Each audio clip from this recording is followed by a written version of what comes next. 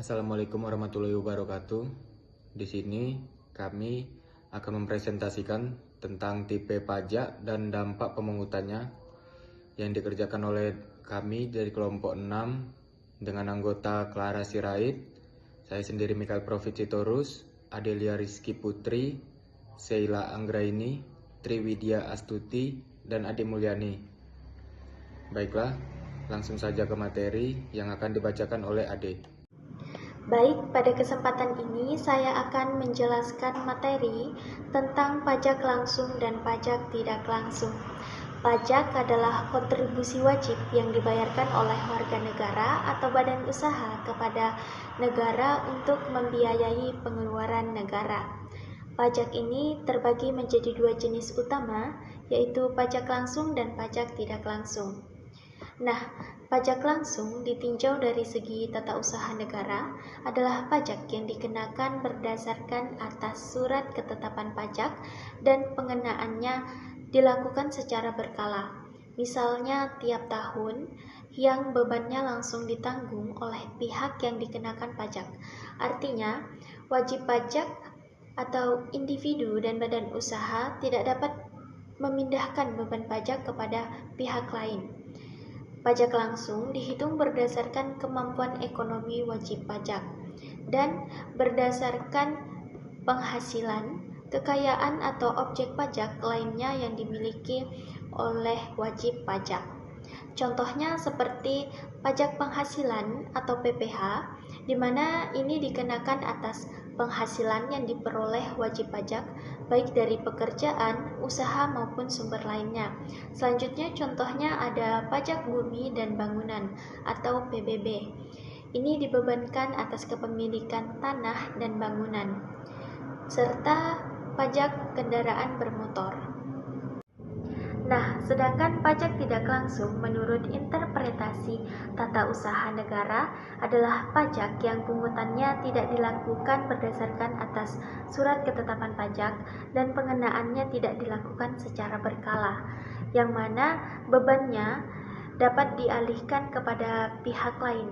Artinya, wajib pajak yang pertama kali dikenakan pajak dapat memindahkan beban pajak tersebut kepada konsumen atau pihak lain dalam rantai produksi. Pajak tidak langsung dapat dihitung berdasarkan transaksi jual beli barang atau jasa, yang nilainya lebih terkait pada transaksi daripada kemampuan ekonomi wajib pajak. Wajib pajak seringkali menyertakan pajak dalam harga jual produk atau jasa, sehingga konsumen yang akhirnya menanggung beban pajak tersebut.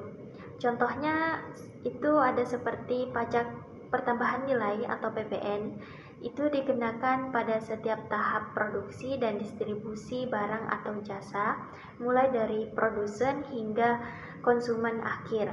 Selanjutnya ada pajak penjualan atas barang mewah atau PPNBM, serta cukai.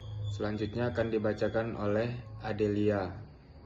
Baiklah, di sini saya akan melanjutkan pada materi kita yang berikutnya, yaitu mengenai pengaruh pajak langsung dan pajak tidak langsung terhadap kesejahteraan konsumen. Pajak langsung cenderung lebih adil dalam distribusi beban pajak karena biasanya progresif, tetapi dapat mengurangi kesejahteraan konsumen dengan mengurangi pendapatan yang tersedia untuk konsumsi. Hal ini bisa menurunkan daya beli masyarakat, terutama bagi mereka dengan pendapatan lebih rendah jika pajak terlalu tinggi. Oleh karena itu, penting untuk menyeimbangkan antara keadilan dalam distribusi beban pajak dan dampaknya terhadap konsumsi masyarakat. Pajak tidak langsung dapat meningkatkan harga barang dan jasa sehingga menurunkan daya beli konsumen. Dampaknya lebih terasa bagi masyarakat dengan penghasilan lebih rendah, sehingga dapat mengurangi kesejahteraan secara lebih luas dalam kehidupan bermasyarakat. Yang selanjutnya akan dibacakan oleh Clara Sirait. Pajak langsung dan tidak langsung sebagai sumber penerimaan negeri. Di Indonesia, penerimaan rutin dan penerimaan dalam negeri berasal baik dari pajak dan penerimaan bukan pajak atau PNBP. Dan ternyata penerimaan rutin yang berasal dari pajak merupakan bagian penerimaan yang terbesar. Sebenarnya, keadaan ini tidak perlu membuat kita heran karena memang dalam kenyataannya penerimaan negara-negara yang sedang berkembang yang berasal dari pajak sebagian besar adalah. Selain itu, penerimaan pembangunan digunakan untuk membiayai pengeluaran-pengeluaran pemerintah guna untuk kegiatan pembangunan yang ada di negara tersebut.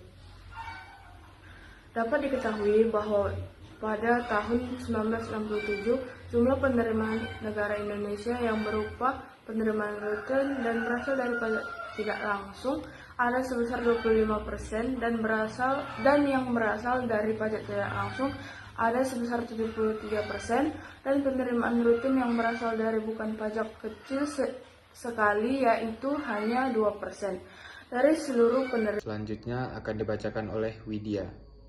Baik, terima kasih moderator. Selanjutnya yaitu dampak dari pajak terhadap harga pasar dan keuntungan produsen. Terdapat pasar persaingan yang sempurna. Yang pertama yaitu pajak penjualan per unit.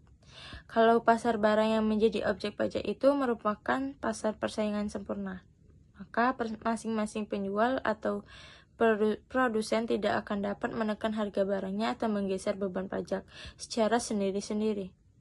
Harga baru akan dapat dinaikkan apabila para penjual bersama-sama berusaha menaikkan harga barang-barang yang dijualnya. Yang kedua yaitu pajak lump sum. Pajak yang bersifat lump sum artinya tidak tergantung pada banyak atau sedikitnya barang-barang yang dijual atau dihasilkan. Baik, saya kembalikan ke moderator. Selanjutnya akan dibacakan oleh Sheila. Baiklah, terima kasih kepada moderator yang telah memberikan kesempatan kepada saya untuk menjelaskan. Di sini saya akan melanjutkan materi dari dampak pajak terhadap harga pasar dan keuntungan produsen. Ada pasar monopoli. Dalam pasar monopoli hanya ada seorang penjual atau produsen tunggal, maka bentuk kurva permintaannya sama dengan kurva permintaan di dalam industri. Di pasar monopoli ada pajak spesifik dan pajak lump sum. Pajak bersifat spesifik, maka baik kurva biaya rata-rata maupun pusat biaya marginal bergeser ke atas sebesar pajak per unit barang X yang dijual atau dihasilkan. Kemudian pajak lump sum. Pajak bersifat lump sum maka akan menambah biaya tetap, sehingga pengaruhnya terhadap kurva biaya marginal tidak ada, dan hanya mempengaruhi besarnya biaya rata-rata, sehingga hanya menggeser kurva biaya rata-rata ke atas. Baik, itu saja penjelasan dari saya kembalikan kepada moderator. Baiklah, yang selanjutnya ada kesejahteraan yang hilang karena pajak. Dalam beberapa hal, suatu pungutan pajak akan menimbulkan beban yang lebih berat dibandingkan nilai pajak yang dapat dipungut. Kelebihan beban yang ditimbulkan oleh pajak itulah yang disebut kesejahteraan yang hilang karena pajak atau welfare cost of taxation. Baiklah, itu tadi materi dari kelompok kami. Kesimpulan yang dapat kami ambil adalah pajak merupakan instrumen penting dalam redistribusi pendapatan dan pengelolaan ekonomi, namun juga harus diatur dengan berhati-hati agar tidak menghambat pertumbuhan ekonomi atau memberatkan kelompok tertentu. Baiklah, sekian dari kelompok kami. Jika teman-teman ada yang ingin bertanya, kami membuka sesi diskusi.